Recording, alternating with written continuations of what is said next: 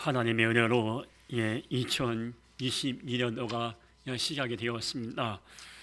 이제 오늘부터 365일이 펼쳐지게 될 건데 앞으로 어떤 일들이 우리를 기다리고 있을지 모르고 어떤 사람들을 만날지 모르고 어떤 삶의 순간순간을 만날지 모르지만은 중요한 것은 하나님은 올 한 해에도 변함없이 우리의 삶을 인도하실 것이고 또 어려움을 막아주실 것이고 우리가 또 원치 않은 어려움의 순간을 만날 때 도와주실 거라는 그 믿음을 갖고 올 한 해는 우리가 믿음으로 전진해 나가야 합니다.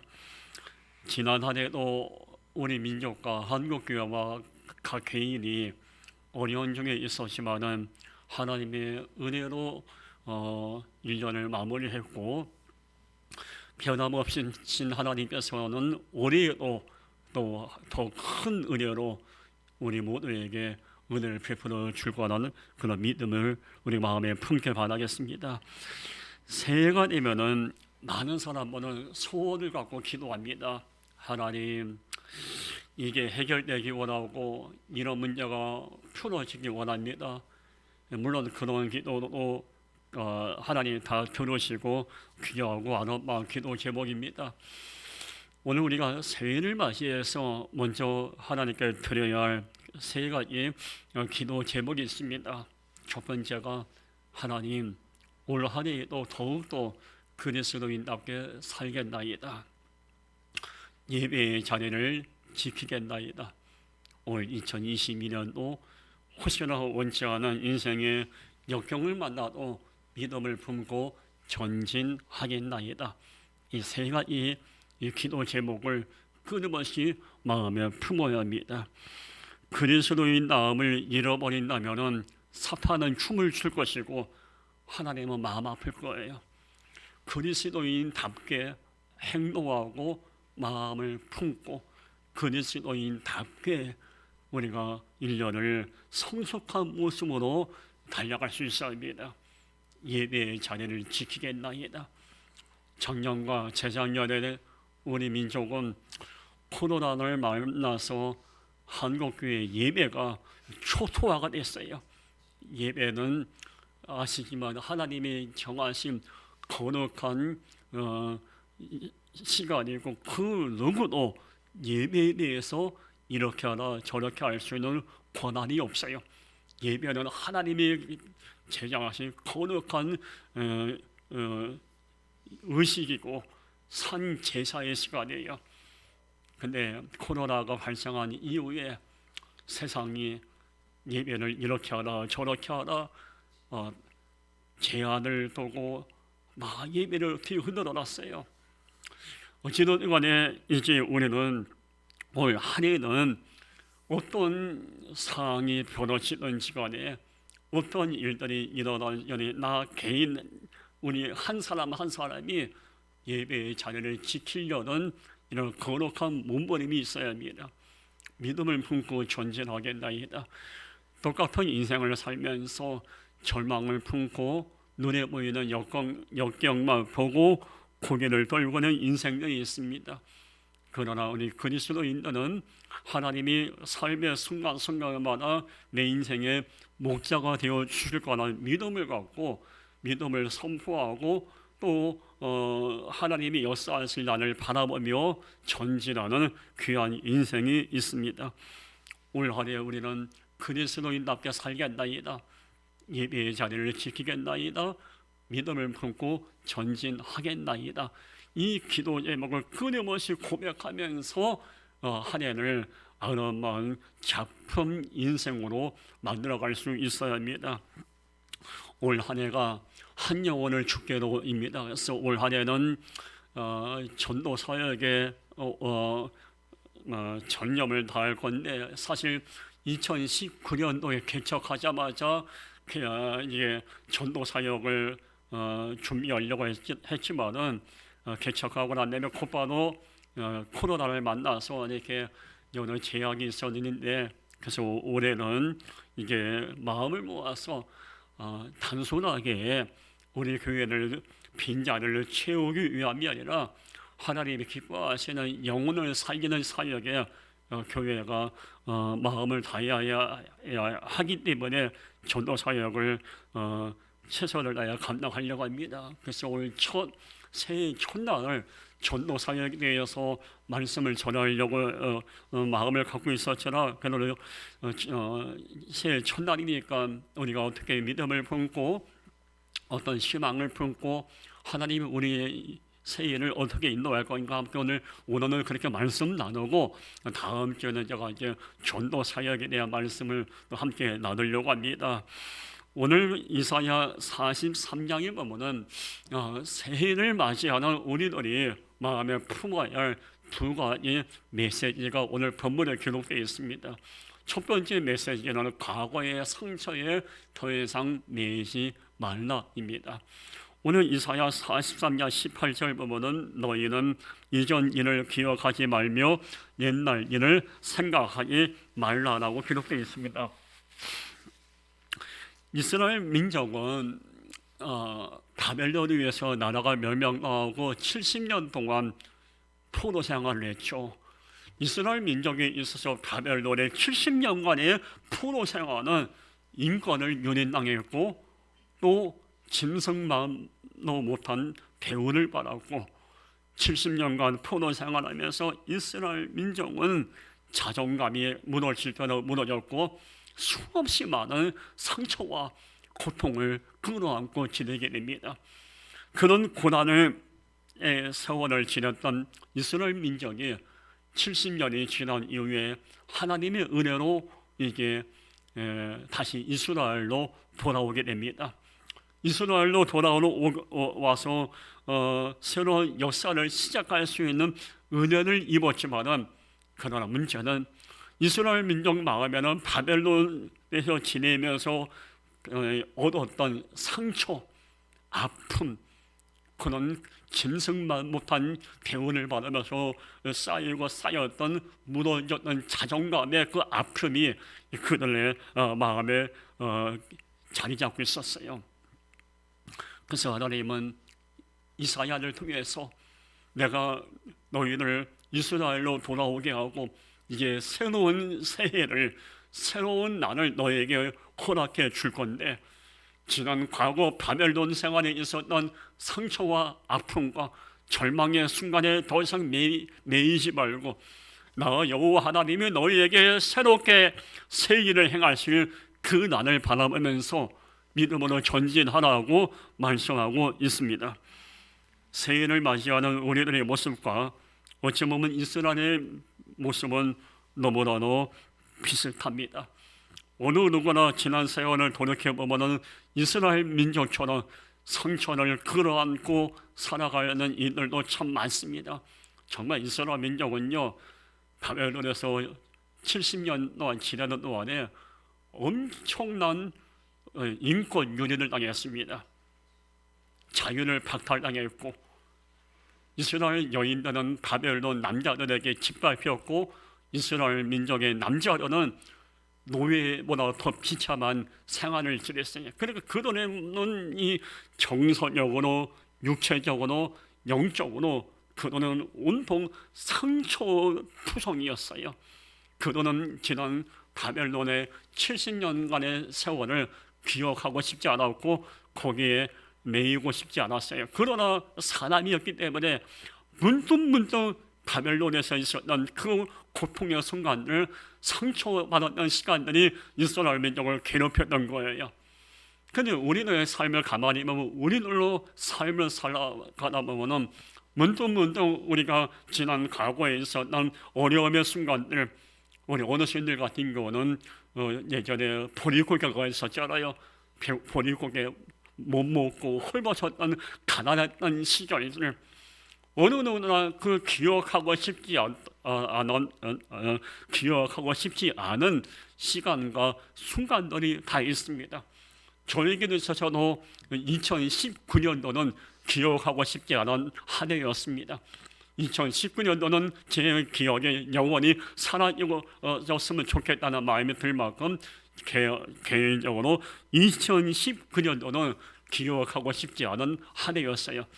어느 누구나 이와 같이 생각하고도 싶지 않고 지워버리고 싶고 마치 지우개 가지고 연필 글씨를 지우듯이 내 지난 세월에 실패했던 순간들, 버림받았던 순간들, 넘어졌던 순간들, 눈물 흘렸던 그 순간들을 지우고 싶을 만큼 그런 시간들이 누구든지 다 있습니다. 그러나 중요한 것은 우리 하나님께 내 사람들은 그렇다고 해서 지난 과거에 매여선 안 되는 것이죠. 고린도후서 5장 17절에 그런지 누구든지 그리스도 안에 있으면 새로운 피조물이라 이전 것은 지나가시니 보라 새 것이 되오도다. 이전 것은 지나가시니 어리석은 사람들은 이전 것에 매여 삽니다. 예전에 실패했던 그 시간에 매여 삽니다.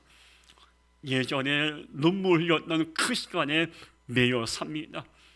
예전에 사람들에게 손가락질 당했던 이전에 있었던 그 어둠의 시간에 매여 삽니다. 진정 우리가 그리스도인이라면은, 우리가 하나님의 자녀라면은 지난 이전에 있었던 삶에 매여 있는 것이 아니라 그리스도 안에서는 새로운 피조물이라 예수 그리스도의 보혈로 말미암아 우리는 새롭게 죄사함 받고 새로운 존재로 거듭난 축복받는 사람들이에요. 예수의 피로 구원받은 사람들이라면 이제 새 마음으로 새로운 마음의 자세로 인생의 설계전을 그릴 수 있어야 돼요. 보라 새 것이 되오더라. 우리는 이렇게 기도해야 합니다. 하나님, 난 지난 4월 20개 지냈습니다.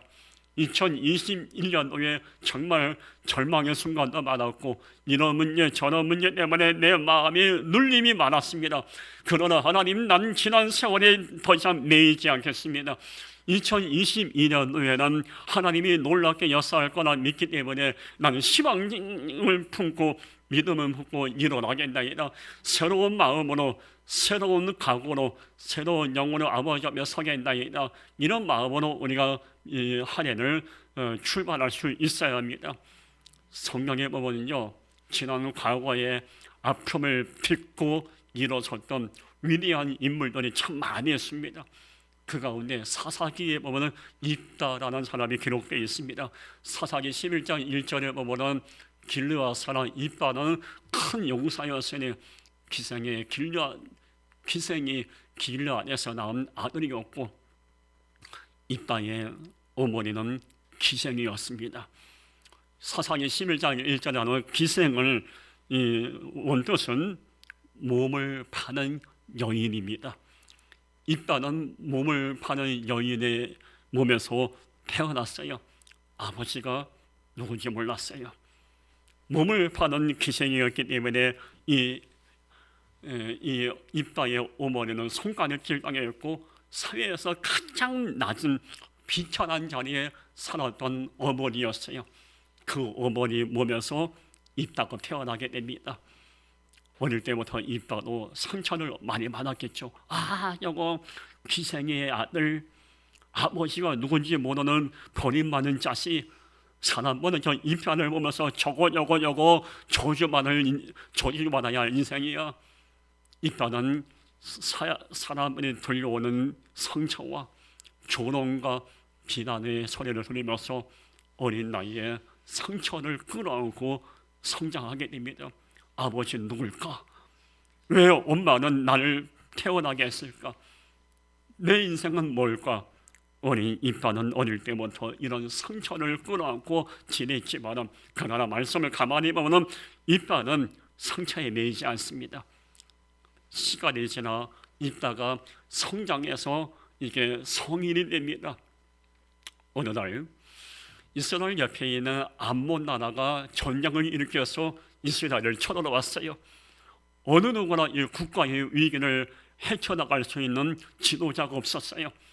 이렇게 많은 이들이 입다를 찾아와서 당신이 국가의 위기를 만난 우리 이스라엘 민족을 구원해달라고 사람들이 같이 매달립니다. 결국 입다가 타고난 리더십을 발휘해서 암몬에 의해서 멸망당할 위기를 만난 이스라엘을 구원해냅니다.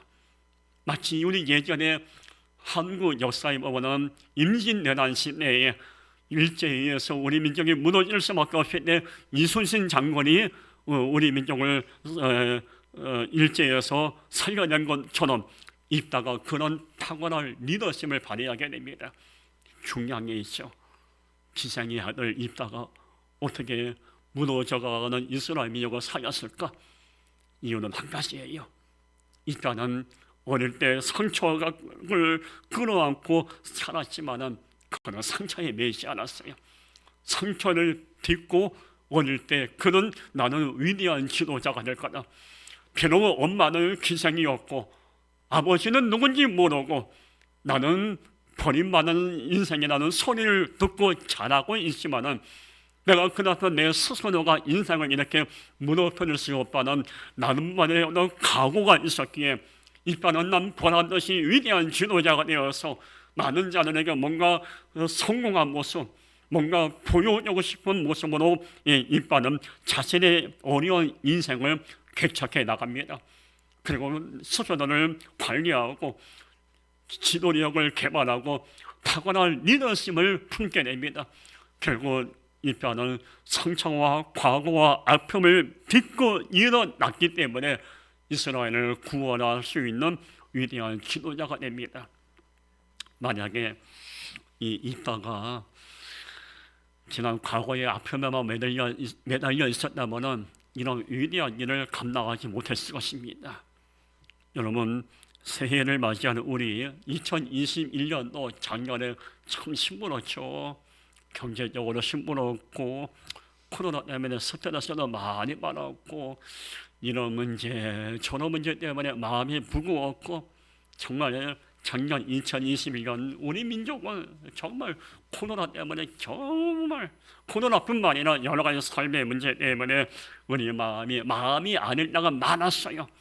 그러나 이제 우리 입다처럼 그렇다고 거기에 매이지 말고 우리 2022년도 새해에 하나님께서 놀랍게 역사할 걸 믿고 상처와 아픔을 딛고 일어날 수 있어야 돼요.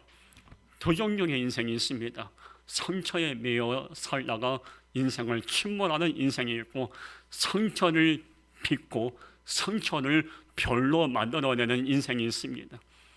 오늘 두 번째 새해를 맞이하는 우리는 새해를 행하실 것을 기대하면서 새해를 맞이하고 믿음으로 전진해 나가야 합니다.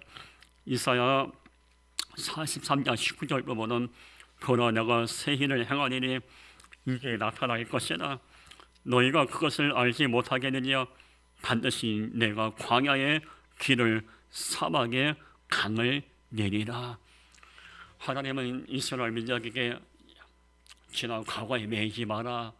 그래서 두 번째 내가 너희에게 새해를 행할 거라고 이 약속을 주십니다. 여러분 북으로 이스라엘로 귀환한 백성들에게 새해를 행하여 주실 것이라는 약속을 주신 하나님, 그 새일이 과연 뭘까요? 새일. 이스라엘 민족은 하나님의 은혜로 바벨론에서 이스라엘로 돌아왔지만 기가 막힌 거예요. 어떻게 살아야 할지. 이미 70년 전에 이스라엘 나라는 바벨론에서 완전 초토화가 됐거든요.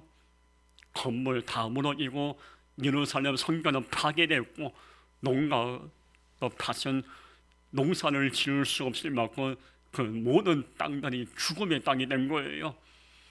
고국으로 돌아와선 좋았지만 먹고 살 게 난감한 거예요. 농사를 지을 수는 없고 건물은 무너졌고 가장 중요한 예루살렘 성전은 파괴됐고 예배를 드리는 장소가 없어졌고 그렇다고 옆에 있는 많은 이방인들이 이스라엘을 도와줄 수 있는 상황도 아니었어요. 이스라엘로 돌아온 백성들에게 가장 큰 문제는 먹고 사는 문제. 어떻게 하면 예배를 드릴 수 있을까? 예배의 공간을 만드는 거, 죽음의 땅이 된 땅을 다시 살리는 거, 수많은 난제와 어려움이 그들 앞에 기다리고 있었어요. 인간적인 생각으로 방법이 없는 거예요. 이 땅에서 어떻게 살아야 할 것인가? 우리 아들과 딸과 어떻게 배고프지 않고 헐벗지 않고 다시 일어날 수 있을까? 그들의 마음에 무거움이 있었어요. 이때 하나님은 내가 너에게 새 일을 행하여주리라. 저 죽음의 땅, 농사를 지어서 저 땅에 내가 단비를 내려서 씨를 뿌리면 다시 열매 맺을 수 있는 옥토로 만들어 주겠다고 하는 약속을 주십니다. 그리고 느헤미야서에도 기록되어 있지만 예루살렘 성전이 파괴됐지만 느헤미야를 중심으로 다시 성전을 재건해서 너희가 성전에 모여서 다시 나 여호와를 찬양할 수 있는 예배의 초선을 너에게 허락해 주겠다고 약속을 합니다. 이게 새 일이었어요. 건물은 다 무너졌고 먹고 살 것이 막막할 때 하나님은 이스라엘 민족에게 말씀합니다. 지난 세월 모세가 이스라엘 민족을 가나안으로 인도할 때 그들이 먹을 것이 있었냐? 내가 그들에게 먹을 것이 없는 백성들에게 만나와 메추라기를 먹이지 않았냐? 70년 만에 돌아온 너희들에게 내가 너에게 만나와 메추라기와 같은 동일한 축복을 줄 거다. 내가 너에게 새 일을 허락해 줄 거기 때문에 내가 너에게 어떻게 새 일을 행할 것인가 기대하고 지금의 절망만 바라보지 말고 믿음으로 이겨내라고 하나님은 말씀하고 있는 겁니다. 2022년 오늘 맞이하는 우리들 보다 내가 새 일을 행하리라, 이 말씀을 마음에 품어야 돼요. 하나님께서 이스라엘 민족에 이런 새 일을 행하라고 말씀하고 그대로 하신 것처럼 올 한해도 저와 여러분 우리 모두 각 개인, 우리 교회, 우리 한국교회 이 민족에게 하나님 어떤 새 일을 행할 것인가를 정말 기대할 수 있어야 돼요. 하나님이 내 인생의 매임을 풀어주시고 자유함을 주실 거라는 믿음을 품게 바랍니다. 시편 72편 4절에 보면 그가 가난한 백성의 억울함을 풀어주며 궁핍한 자의 자손을 구원하며 아파가는 자를 꺾으리로라는 말씀이 있어요. 예레미야 애가 3장 58절 보면 주여 주께서 내 심령의 원통함을 풀어주셨고 내 생명을 성령하셨나이다. 여러분 풀어주셨구나 말이 나와요. 아까 시편 72편 4절로 풀어주면은 말씀이 있고 에레미야 애가 3장 58절로 풀어주셨구나 말씀이 있습니다. 하나님은 풀어주시는 분이에요. 이스라엘 민족이 바벨론 70년 동안 포로로 매였을 때 매임을 풀어주시고 이스라엘로 돌아와서 새롭게 자유를 누릴 수 있도록 은혜를 베풀어 주신 분이에요. 우리가 인생을 살다 보면요, 경제적인 매임에, 질병의 매임에, 영적인 매임에 매여 살다가 많아요. 물질이 쪼들리고 질병에 매여서 또 여러 삶의 문에 매여서 하루하루 눈물의 시간을 보내다가 많습니다. 그때 여러분 내가 비록 매여 있지만은 새 일을 행할 수 있는 하나님을 기대하십시오. 그 새 일이 뭐냐면은 매여 있는 나를 풀어주실 하나님을 의지하고 신뢰할 수 있어야 합니다. 성경에 보면 매여 있던 인생들이 하나님의 은혜 가운데 풀어줘서 자유함을 얻고 하나님께 영광 돌렸던 인생들이 참 많습니다. 지난 송구영신 예배 시간에 우리 성도들 한 번 한 번 안수하며 축복 기도하고 난 다음에 예배를 마치고 집에 가서 잠깐 제 책상에 앉아서 기도했어요. 하나님, 우리 함께하는 그 성도들 오늘 한 해는 매일을 풀어주셔야 합니다. 정말 물질이 필요한 자에 물질 주셔야 되고, 건강이 필요한 자에 건강 주셔야 되고, 가정의 평안이 필요한 자에 가정의 평안을 주셔야 합니다. 우리 함께하는 게 성도들뿐만 아니라 우리 이 성전에 들어와서 예배드리는 귀한 하나님의 백성들 복에 복을 주셔야 합니다. 제 방에 있는 책상에 앉아서 정말 기도했어요.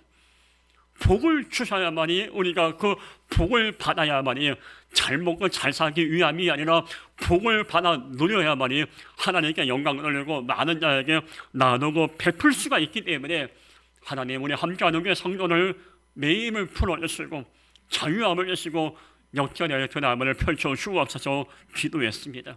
그 은혜가 임할 줄 여러분 믿으시기 바랍니다. 하나님은 새 일을 행하시는 분이에요. 여러분 에스겔 16장 55절 보면은 내 아우 소돔과 그의 딸들이 네 지위를 회복할 것이요 사마리아와 그의 딸들도 그의 예 지위를 회복할 것이며 너와 내 딸들로 너의 예 지위를 회복할 것이라 말씀하고 있어요. 여기 보면 예 지위를 회복할 것이라는 똑같은 말이 3번 기록되어 있죠. 이스라엘 민족은 바벨론뿐만 아니라 많은 이방인들에 의해서 짓밟힘을 당했고 자유를 빼앗겼고 수많은 고통의 시간을 보냈어요. 근데 하나님은 그때 뭐라 그들에게 은혜를 베풀어서 그들을 예 지위를 회복시켜 주셨어요. 여러분 가운데 평안히 계신 분 계십니까? 에스겔 16장 55절처럼 예전에 가졌던 그 평안이 회복될 거란 믿음을 품기 바랍니다. 건강이 무너진 분이 계십니까? 예전에 건강했던 그 건강이 회복될 것이라 믿으시기 바랍니다. 예 지위를 회복할 것이요 하나님은 우리의 인생을 에게 새 일을 행하여 주실 건데 그 새 일이 뭘까요? 회복의 은혜예요. 하나님은 저의 목회 사역도 회복시켜 줄 거라 좀 믿고 여러분도 여러분의 가정이 영원히 잘되고 범사가 열리며 강건한 은혜가 임할 거라 믿고 자녀들에게도 하나님께서 형통한 복을 줄 거라고 믿고 여러분 제가 계속 복을 이야기하니까 너무 기복신앙 아닌가라고 말할 수 있지만 아니에요. 예수 믿고 신앙생활하면 반드시 복 받아야 돼요. 성경에는 하나님께서 복 주신다고 말씀하고 있어요. 창세기 12장 1절에 하나님이 아브라함에게 너는 큰 민족을 이루며 내 이름을 창대케 되며 너는 복의 근원이 될지라고 하나님 복을 주신다고 그랬어요. 신명기 28장 1절에 들어와도 복 받고 나가도 복 받으라고 하나님은 복을 예비하셨거든요. 이사야 50장 11절에 물된 동산의 축복을 하나님께서 예비하셨고요. 야베스의 기도에도 나오죠. 역대상 4장 11절로 주께서 내게 복의 복을 더하사 수없이 복에 대해서 말씀하고 있어요. 시므리서에도 보면 11장에도 하나님께서 아브라함에게 내가 너를 복되고 복을 주겠다고 끊임없이 복을 말씀했어요. 올 한 해에 여기는 저 우리 보러 복 받기 바랍니다. 정말 복 받아야 돼요. 왜? 나만 배부르고 나만 등다수하게 저 복 받는 것이 아니라 하나님께 영광 돌리고 많은 자에게 나누고 베풀기 위해서 우리 복 받아야 돼요. 정말 복 받아요. 여러분 복 많이 받기 바랍니다. 이사야 43장 19절 보면 보라 내가 새 일을 행하리니 이제 나타날 것이라 너희가 그것을 알지 못하겠느냐? 반드시 내가 광야의 길을 사막에 강을 내기리. 하나님께서 이스라엘 민족에 새 일을 행한다고 그랬어요. 그 새 일이 뭘까요? 광야 같은 인생길에 은혜의 강을 허락해 주겠다는 말씀이에요. 쉽게 말씀하면요, 여기 보면 내가 광야의 길을 사막에 강을 내리니 아까 말씀드렸죠. 이스라엘 민족은 70년 동안 바벨론이라는 광야 같은 삶을 살아왔어요. 그러다가 이스라엘에 돌아오니까 온땅이 초토화가 됐어. 먹고 살게 막막해. 그들의 마음은 광야였어요. 광야, 뜨거운 태양볕이 내리치고 무더위가 있고 목마름이 있고 모래바람이 있고 날씨는 건조하고 땀은 나고 이게 광야 아닙니까? 지금 이스라엘 민족은 광야의 길에 서 있었던 거예요.